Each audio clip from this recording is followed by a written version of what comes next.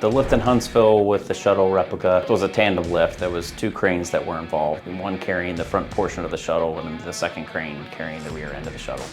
Yeah, having an in-house engineering team really helped this project specifically, because by the time we learned about the project and we were awarded the work, the turnaround time was pretty short, so we had to jump right on the engineering of the lifting lugs and get this designed, fabricated, and then to the job site so we could execute the lift. There's several ways that we looked at this project for establishing where the crane locations were going to be. 3D technology was used to evaluate, making sure we had clearances between the boom and the load and the stand where the shuttle was going to be set on. We also looked at it in 2 dimensions and a typical CAD model just to make sure that the setup locations for the cranes were going to be okay.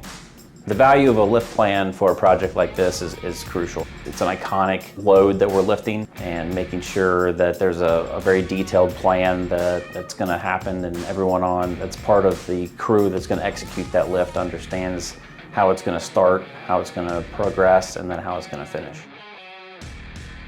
One of the more challenging aspects of planning this lift was making sure that I had the rigging designed properly to not end up leading to any issues in how it was shown.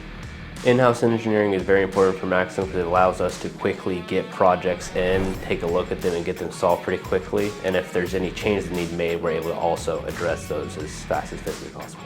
Being part of projects like this mean a lot to me, especially because being a kid when a lot of the space shuttles were going up and seeing those things, being able to take that back and show it to people that I know and know that I was a part of that.